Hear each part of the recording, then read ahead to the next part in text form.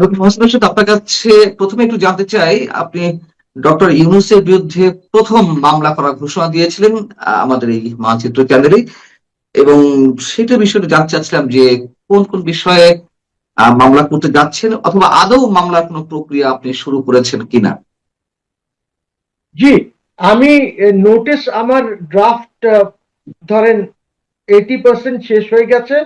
20% যেটা বাকি আছে সেটা হলো ওনার কারাপশনকে নিয়ে আমার ওই নোটিশে থাকবে।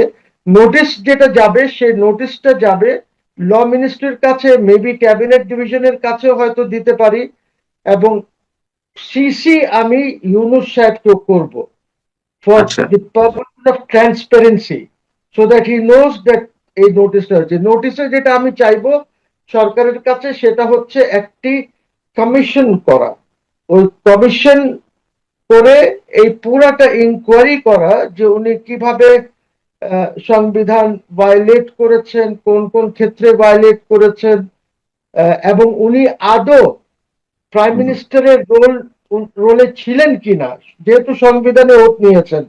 এবং 106-এ এটা বলা নাই যে উনি প্রধানমন্ত্রীর জায়গায় কাজ করবেন, ইল বি ডিম টু বি প্রাইম মিনিস্টার।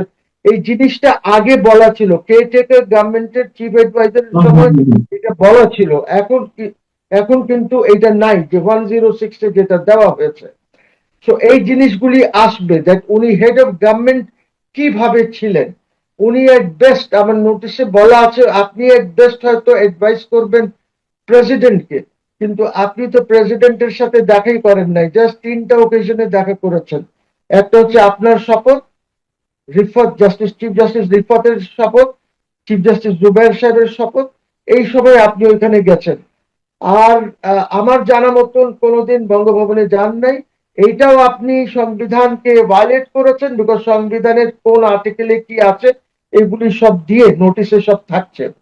এবং আরো দেখা যাচ্ছে যে অ্যাকচুয়ালি ইউনূস তো নিজেকে ছাড়া অন্য কিছু চিন্তা কোনোদিন করে নাই।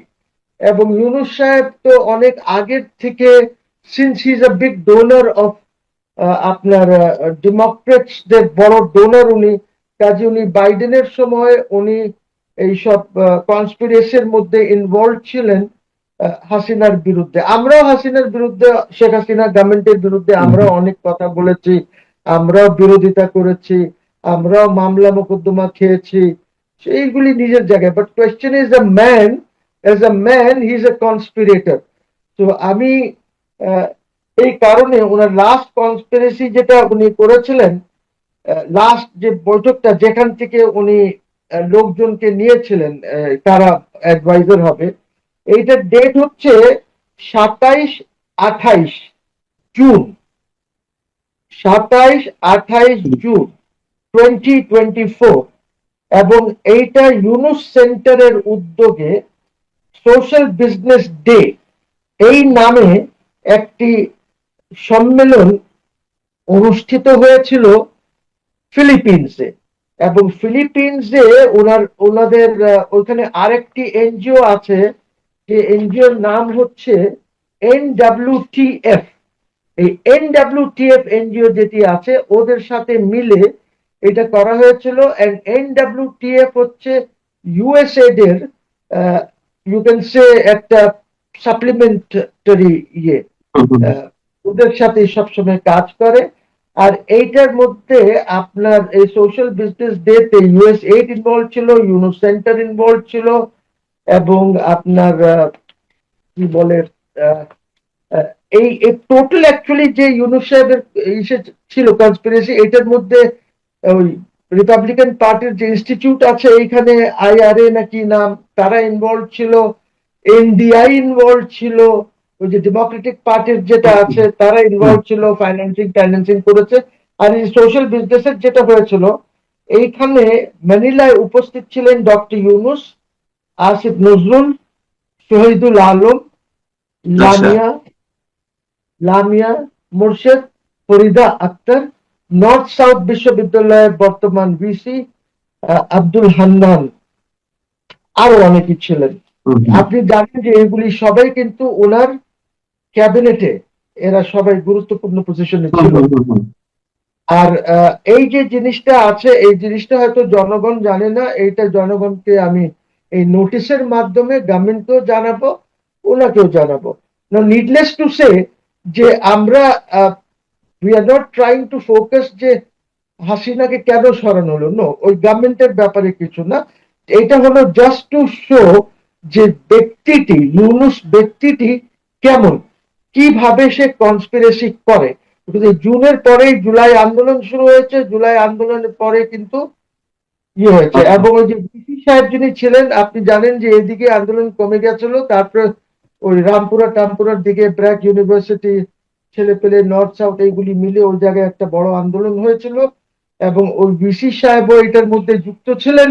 মেবি উনিও হি ফ্যান্ড দিস এন্টায়ার ডিসরাপশন যেটা হয়েছিল তখন, বা আন্দোলন, বিকজ ওনাকে অ্যাওয়ার্ড করা হয়েছে। ওনার ওনার নাম হচ্ছে I think Abdul Hannan. Abdul Hannan Abdul G. Hannan is now the chairman of গ্রামীণ ব্যাংক। ঠিক আছে? এবং এই জন্যই উনি গ্রামীণ ব্যাংকে যেসব সুবিধা দিয়েছেন, উনি কিভাবে শেয়ার হোল্ডিং গভর্নমেন্টের কমিয়ে দিয়েছেন। সংবিধান লঙ্ঘনের বিষয়টি আছে, মানে এরকম কতগুলো বিষয়ে আপনি নোটিশ করছেন গভর্নমেন্টকে? আছে সংবিধান লঙ্ঘন তো অনেকগুলি আর্টিকেলস আছে যেগুলি লঙ্ঘন করেছে। যেমনটি হুম। আমি বলি, উনি উনি যখন এক ব্যক্তি আহ, রাষ্ট্রপতি বা প্রধানমন্ত্রী বা মন্ত্রী হয়, তখন সংবিধান বলছে যে আপনি এই যে আপনি সব জায়গার থেকে সরে আসবেন, কাজে you have to resign from all your positions. আপনি ব্যবসা হোক, এই হোক, সে হোক, সব হুম। ছেড়ে দিতে হবে। এটা শুধু আমাদের জন্য না, এটা পৃথিবীতে সবখানে। ইফ ইউ রিমেম্বার, ট্রাম্প যখন প্রথমবারে এসেছে, সে তার সব ব্যবসা বাণিজ্য ছেলেদেরকে দিয়ে ওইখান থেকে একদম বেরিয়ে এসেছে, তারপরে আর ট্রাম্প ওই ব্যবসা বাণিজ্যের মধ্যে ঢুকে নাই। তো point is that you have to come out of it. কিন্তু উনি যেটা করেছেন, উনি এই যত ওনার ব্যবসা বাণিজ্য আছে, এসেনশিয়ালি হি মেনটেইনড আ লিঙ্ক থ্রু লামিয়া মোর্শেদ। যেহেতু লামিয়া মোর্শেদ ইউনুস সেন্টারে কাজ করেন, এবং ওনার সব ব্যবসাগুলি ট্রাস্ট করে ব্যবসাগুলি করছেন, এবং উনি হলেন ট্রাস্টি বোর্ডের চেয়ারম্যান ইন অলমোস্ট অল ব্যবসা উনি জি। চেয়ারম্যান। তো উনি উনি লিঙ্ক, আমি এই লিঙ্কটা বলতে চাচ্ছি যে এই লিঙ্কটা হচ্ছে থ্রু লামিয়া মোর্শেদ, যে ইউনুস সেন্টারের হেড ছিল, part of this Yunus centre conspiracy যেটা ছিল। তো ওইখান থেকে উনি ওনার সব ব্যবসাগুলিও চালিয়ে গেছেন উনি। Otherwise, there hmm. was no necessity for Lamia Murshid to be there, to be in that position. Because Lamia Murshid's husband, আমরা জানি এলএনজি টেলএনজির ব্যবসা ট্যাবসা ওইখানে দেওয়া হয়েছে। নোটিশ করার পরে আমি আশঙ্কা করছি যে গভর্নমেন্ট কোনো কমিশন হয়তো করবে না, এটা আমার হুম। আশঙ্কা। আচ্ছা। গভর্নমেন্ট যদি কোনো কমিশন না করে, তাহলে আমি কোর্টে যাব। যেরকমটি এই একটি হয়েছে, ওই যে জুলাই সনদ নিয়ে যেটা হয়েছে, রিট হয়েছে না, ওরকম একটি হুম, রিট হুম, হুম, পিটিশন হুম। করব, সেখানে জি। আমি ডাইরেকশন ঠিক করব যেন এই কমিশনটা কোর্ট ওদেরকে আদেশ দেয়, ডাইরেকশন দেয় যে এই কমিশনটি আপনি করেন। এটা আচ্ছা। জনগণের জন্য, জাতির জন্য, দেশের জন্য খুবই গুরুত্বপূর্ণ। বিকজ সবাইকে জানা দরকার যে কোথায় কিভাবে হয়েছে। কিন্তু এর পরে আজকে একটি গভর্নমেন্ট আছে, এই গভর্নমেন্টের বিরুদ্ধে আবার যেন উনি গিয়ে কোনো কনস্পিরেসি না করেন, কোনো ঠিক নাই তো। হুম, হুম, ওনার ভাল হুম। লাগলো না, উনি আবার গিয়ে কনস্পিরেসি করলেন। এই জন্য এটা খুবই প্রয়োজন যে একটা ডাইরেকশন কোর্ট দেন। যদি কোর্ট ডাইরেকশন না দেয়, আমার কথা হচ্ছে আমি অ্যাপেলেট ডিভিশনে যাব, সেখানেও যদি আমি কিছু না পাই, ইটস ওকে, বাট আমি জনগণের সামনে, 18 কোটি লোকের সামনে এই ফ্যাক্টস গুলি নিয়ে আসতে চাই। বিকজ কোনো না কোনো সময় history will write about this, যে হোয়াট হ্যাপেন্ড।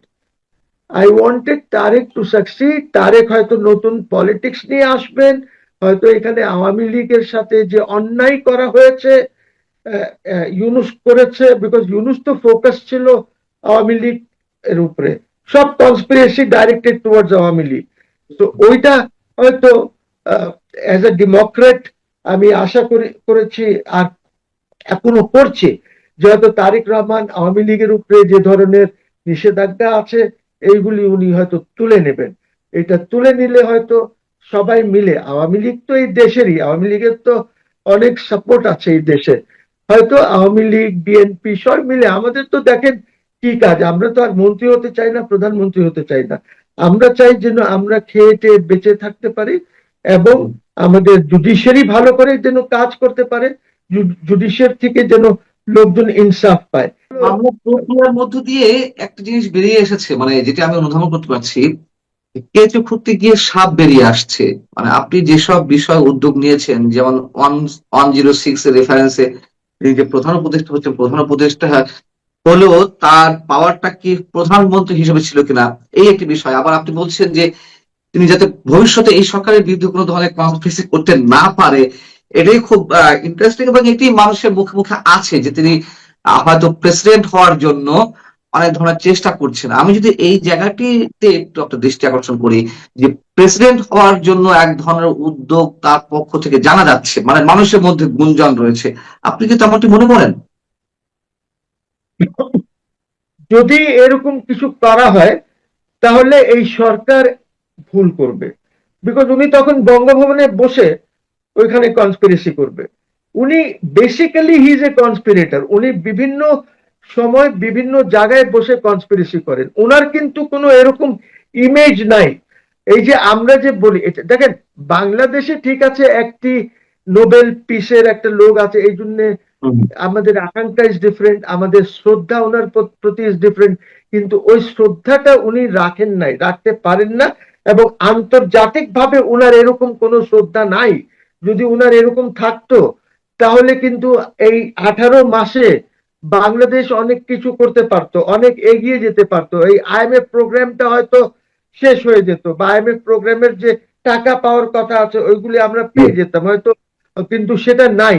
উনি বুঝি উনার ব্যাপারে দেশবাসী, আমরা তো এত কিছু জানি না আন্তর্জাতিক ভাবে, একটা ইলিউশন আছে, ইলিউশন।